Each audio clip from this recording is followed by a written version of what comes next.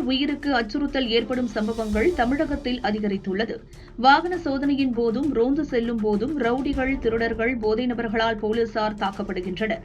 இதனை தவிர்க்க எஸ்ஐக்கள் கைத்துப்பாக்கி வைத்துக் கொள்ள வேண்டும் என அறிவுறுத்தப்பட்டுள்ளது.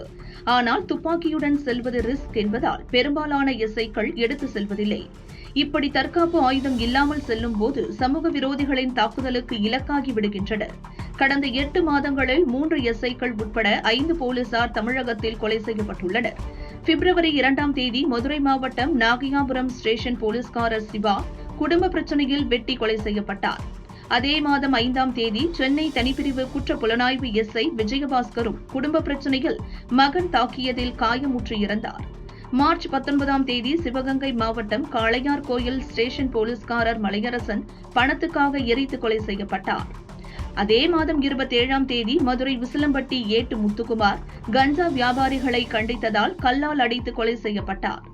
ஜூலை 25ஆம் தேதி நண்பர்களுடன் ஏற்பட்ட தகராறில் சென்னை ஆயுதப்படை எஸ்ஐ ராஜாராமன் கீழே தள்ளிவிடப்பட்டதில் தலையில் அடிபட்டு இறந்தார்.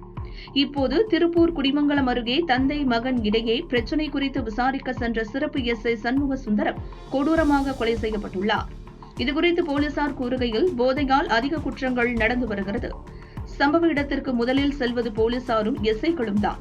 தங்களுக்கே பாதுகாப்பற்ற சூழல் நிலவும் போது எப்படி சட்டம் ஒழுங்கை தைரியமாக பாதுகாப்பார்கள்? போலீசாருக்கும் குடும்பம் இருக்கிறது என்பதை அரசு உணர்ந்து தேவையான முன்னெச்சரிக்கை நடவடிக்கைகள் எடுக்க வேண்டும் என்றனர்.